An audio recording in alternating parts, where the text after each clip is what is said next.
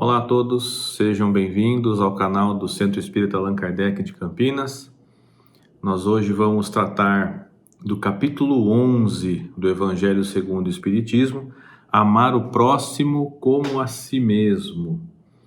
E é interessante porque esse capítulo 11, intitulado Amar o próximo como a si mesmo, ele faz menção a algumas passagens do Evangelho do Cristo, onde nós vamos ver a importância de amar o próximo. E o que significa, na verdade, amar o próximo?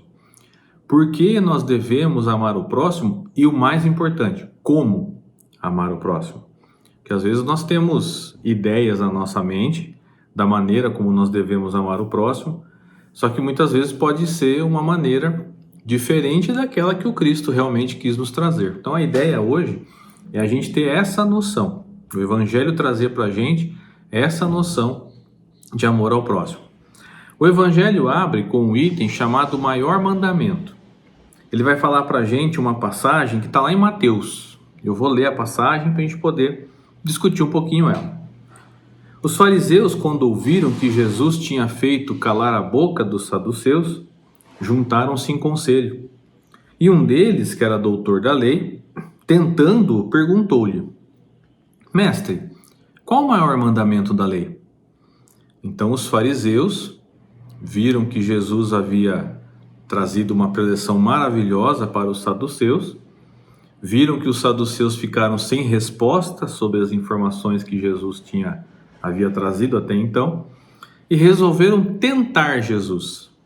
Ou seja, eles fizeram uma pergunta para o mestre para que eles fizessem com que Jesus caísse em contradição ou falasse alguma coisa diferente das escrituras sagradas para os judeus. Quais eram, ou melhor, quais são as escrituras sagradas para os judeus? O Velho Testamento, como nós conhecemos, ou a Torá, como é o nome para eles. Então, se Jesus falasse qualquer coisa fora do padrão que eles estavam acostumados naquela época, Jesus poderia, inclusive, receber voz de prisão dos fariseus. Os fariseus tinham essa possibilidade, eles tinham esse poder, né, de mandar prender ou soltar quem eles queriam. Então, eles fazem uma pergunta capciosa para Jesus. Eles perguntam para Jesus qual é o maior mandamento da lei. Então, assim, todos os judeus, eles estão convictos de qual é o maior mandamento, que é amar a Deus, né? Então, amar a Deus é o maior mandamento. Se Jesus falasse qualquer coisa contrária, qualquer coisa fora disso, Jesus estaria em mãos lençóis, vamos chamar assim. Mas é óbvio que Jesus não iria falar nada contra a lei. Ele mesmo disse: eu não vim destruir a lei, eu vim para que ela se cumpra. E faz todo sentido dizer que amar a Deus é o maior mandamento, realmente é. E Jesus responde, né? Amarás o Senhor teu Deus de todo o teu coração, de toda a tua alma e de todo o teu entendimento. Este é o maior e primeiro mandamento. E o segundo, semelhante a este, é: amarás ao teu próximo como a ti mesmo. Jesus responde: amar a Deus é o primeiro mandamento, e o segundo, ele já fala, é amar o próximo. E olha como ele conclui: esses dois mandamentos contêm toda a lei e os profetas. Jesus está falando que tudo que a lei fala, a lei mosaica, o Velho Testamento, tudo que a lei fala, tudo que os profetas falaram, se resume a esses dois mandamentos: amar a Deus e amar o próximo. E é interessante porque não tem como você amar a Deus se você não amar a criação de Deus. Não tem como você amar o Pai se você não amar o Filho. E a criação de Deus somos nós. Nós somos a criação do Pai. Então, se nós não nos amarmos entre nós, como é que a gente vai amar a Deus? Então é isso que Jesus fala. Toda a lei, todos os profetas, tudo que foi falado, ensinado, trazido até então é o resumo: amar a Deus e amar o próximo. E a gente vê Jesus dando provas de amor ao próximo o tempo todo. Às vezes a gente acha que amar o próximo é amar quem a gente ama. É fácil amar quem a gente ama. As pessoas que são próximas a nós, as pessoas que nós gostamos, que estão em nosso convívio, as pessoas que nós amamos, é fácil. O difícil é quando começa a entrar o amor ao próximo para aquelas pessoas com as quais nós temos dificuldades. Porque nós não temos facilidade com todo mundo, né? Nós não somos unanimidade, né? A coisa que eu sempre costumo brincar, né? Nós não somos o alecrim dourado que nasceu no campo sem ser semeado. Nós somos difíceis. Nós temos nossas dificuldades, nós temos nossas rusgas, temos aquelas pessoas que a gente não consegue, parece que ter uma relação. Tem as dificuldades dos nossos corações. Agora, como é que eu vou amar o próximo se o próximo me traz dificuldade? Porque a gente tem a ideia de que amar o próximo é ir lá, abraçar, beijar, festejar, estar bem com o próximo. E isso não é amar o próximo segundo o que o Cristo nos ensinou. Amar o próximo é você ter atitudes com ele que demonstrem o verdadeiro amor. Quer ver um exemplo? A pessoa te fez uma maldade. A pessoa te fez um mal. A pessoa te, sei lá, falou mal de você, agiu contra você, te ofendeu, te deixou chateado. Então você fala, como é que eu vou amar essa pessoa? Você não vai lá festejar com ela. O sentimento que você vai ter para com essa pessoa não é o mesmo que você vai ter com uma pessoa que você ama. Mas só de você começar o processo não se vingando da pessoa, você já está amando o próximo como a si mesmo. Porque se você cometesse um erro, você gostaria que a pessoa se vingasse de você? Eu não gostaria. Se eu cometesse um erro, eu gostaria de ser compreendido e perdoado. Que todos nós temos as dificuldades. Todos nós cometemos engano. Então, se nós temos a dificuldade e se nós gostaríamos de sermos perdoados, compreendidos, o próximo também. Então, se ele cometeu uma falha para conosco, mesmo que seja uma falha intencional, nós não conseguimos perdoar de início, óbvio, mas só o fato de eu não buscar vingança, eu já estou amando o próximo. Eu já estou colocando em movimento a roda do amor, eu estou fazendo caridade. A gente acha que a caridade é aquela que eu tenho que ir num lugar específico, com pessoas específicas, numa situação específica. Não, a caridade é o tempo todo. A todo momento. A todo instante, a toda circunstância.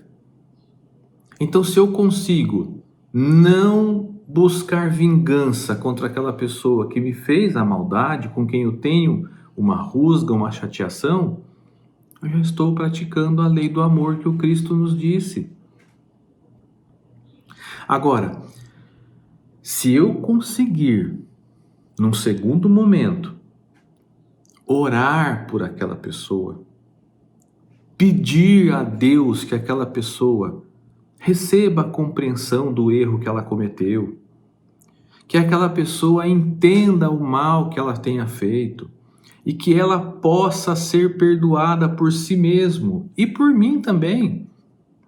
Aí nós estamos trabalhando o amor na sua forma, numa das mais sublimes.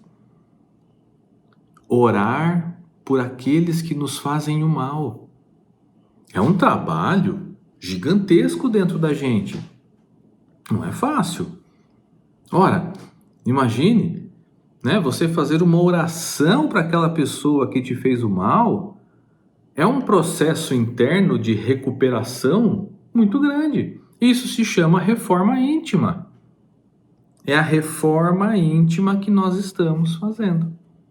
E Jesus fala isso numa passagem que está aqui no Evangelho segundo o Espiritismo, no capítulo 11. É uma passagem que está lá em Mateus, no capítulo 18, que Jesus fala que o reino dos céus é equiparado a um senhor que havia muitas pessoas que deviam para ele. Ele chama um dos devedores que lhe deviam 10.000 denários. 10.000 denários. E ele fala para essa pessoa: me pague o que você me deve. E aí a pessoa fala: olha, eu não posso pagar. Por favor, tende piedade de mim. Eu não posso pagar, eu prometo que eu vou dar um jeito nessa situação, mas eu não posso pagar. O Senhor, comovido, então perdoa a dívida desse homem.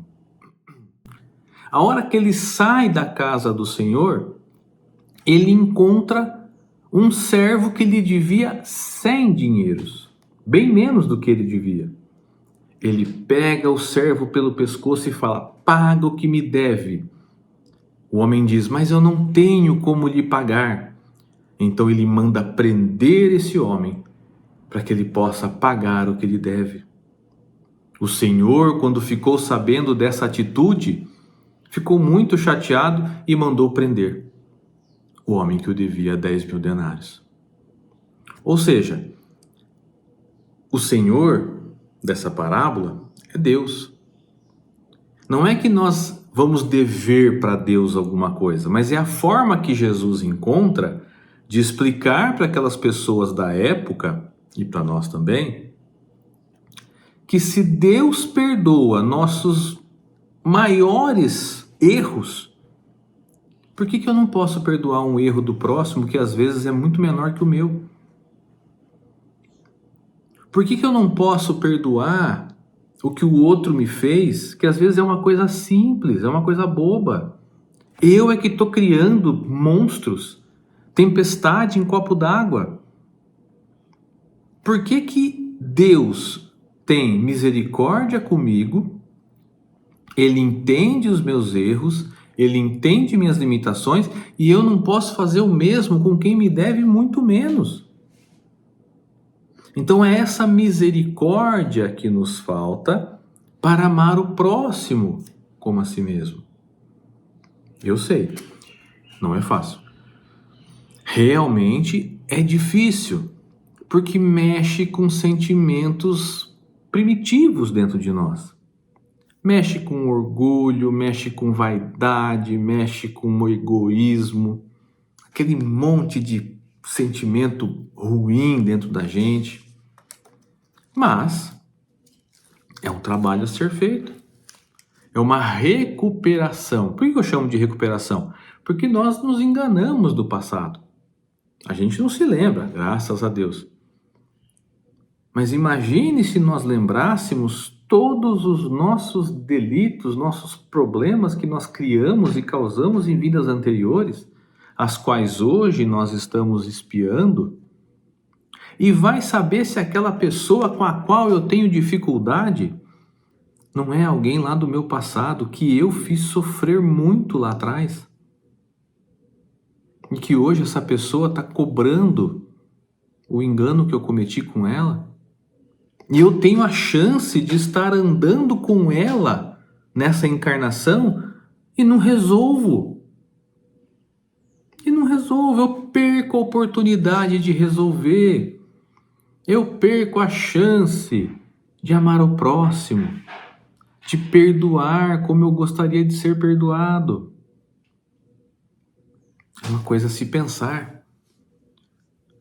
A maravilhosa inteligência do Cristo nos traz esses exemplos de uma maneira sublime, de uma maneira simples, amorosa, do Cristo nos ensinando que cada um segundo os seus atos.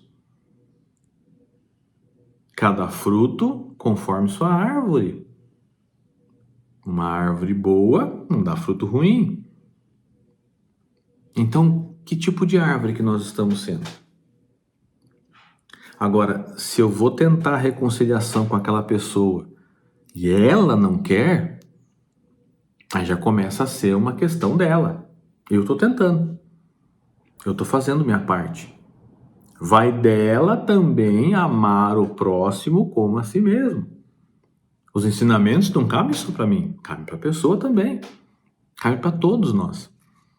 E aí nós olhamos de uma maneira interessante esse caso, porque da mesma forma que eu tenho que vencer os meus monstros, a pessoa também deve.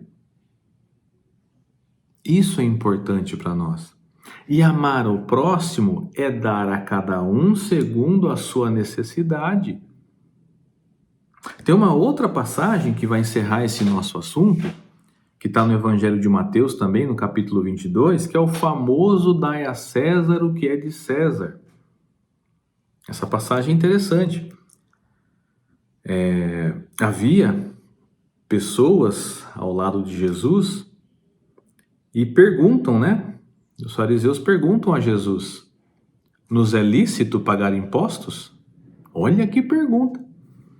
Se até hoje essa pergunta é complicada para nós, imagina na época que Roma dominava a Palestina, que Roma dominava a região em que Jesus vivia, que as pessoas, que os judeus tinham que pagar impostos para os romanos.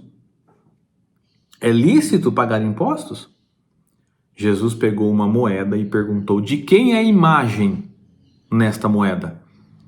Então respondem: é de César. César, o imperador romano, que na época era Tibérios, que todo imperador romano levava o título de César. É de César. Jesus diz: pois bem, dai a César o que é de César, dai a Deus o que é de Deus. Ou seja, para amar o próximo, nós devemos ser justos. Nós devemos fazer aquilo que é necessário. Ninguém gostava de pagar impostos. Ninguém gosta até hoje. Mas é lei. É a regra. Ah, mas estão usando os impostos de maneira incorreta. Aí é problema de quem está fazendo. É problema de quem está usando da forma incorreta, não nossa. A nossa função é pagar, dentro daquilo que é a regra do país em que nós vivemos, do município em que nós vivemos. É a lei. Se nós estivermos fora da lei, nós não vamos estar amando o próximo como a nós mesmos. Porque entende-se que os impostos vão garantir questões de sobrevivência para aqueles que não podem. Vão garantir moradia, alimentação, escola, para todos. Esse é o objetivo. Agora, se existem no meio, infelizmente, irmãos que acabam deturpando essa situação, desviando, aí é problema deles, eles vão responder. E responder por si próprio é uma coisa. Responder pela população é outra. Então nós temos que fazer aquilo que nos é obrigação e lícito, lei. Nós temos que andar dentro da lei. É uma forma de amar o próximo também, como a si mesmo. É uma forma de demonstrar respeito à sociedade. É uma forma de demonstrar respeito ao outro. Então os Espíritos também nesse capítulo vêm nos trazer a instrução que o amor resume toda a doutrina de Jesus. Jesus não ensinou outra coisa para a gente que não fosse o amor. E o amor inclui várias coisas: respeito, perdão, melhora, reforma íntima, né? Compreensão. Tudo isso que o nosso espírito tem dificuldades ainda são as questões de amor ao próximo. Nós temos que aprender cada vez mais a amar o próximo. É só fazer a pergunta básica daquele que tem misericórdia. Você vê um irmão sofrendo. Você pergunta, e se fosse comigo? O que eu gostaria que fizessem para mim? É o que ele vai gostar de fazer para ele também. Então, quando eu vejo o sofrimento alheio, eu vejo a resposta para a minha atitude. Eu não gostaria de ser perdoado? Eu não gostaria de ser compreendido? Gostaria. O próximo também. Ah, mas por que eu vou dar compreensão se ninguém me compreende? Porque nós devemos primeiro agir para depois ter o resultado. Como eu sempre digo, o único lugar que o sucesso vem antes do trabalho é no dicionário. Então, nós precisamos trabalhar primeiro para depois ter o sucesso. Nós devemos agir primeiro para depois ter o resultado. Ah, mas quanto tempo eu terei de agir? Pedro perguntou para Jesus, quantas vezes eu devo perdoar o próximo? 7 vezes? Jesus fala, olha Pedro, é 70 vezes, 7 vezes. Ou seja, infinitas vezes. Para que eu comece a fazer com que a roda da ação e reação funcione, eu preciso agir. E eu só consigo agir se eu compreender os princípios do amor ao próximo. Então, que Jesus possa nos permitir aprender cada vez mais com o seu evangelho maravilhoso, amar o próximo. Porque eu só consigo amar a Deus se eu amar o próximo. Não adianta nada eu fazer orações infindáveis para Deus e não olhar para o lado, para aquela pessoa que está precisando do meu apoio, do meu perdão, do meu olhar. Que sejamos abençoados grandemente e que possamos estar novamente aqui no próximo encontro. Um grande abraço a todos. Muito obrigado.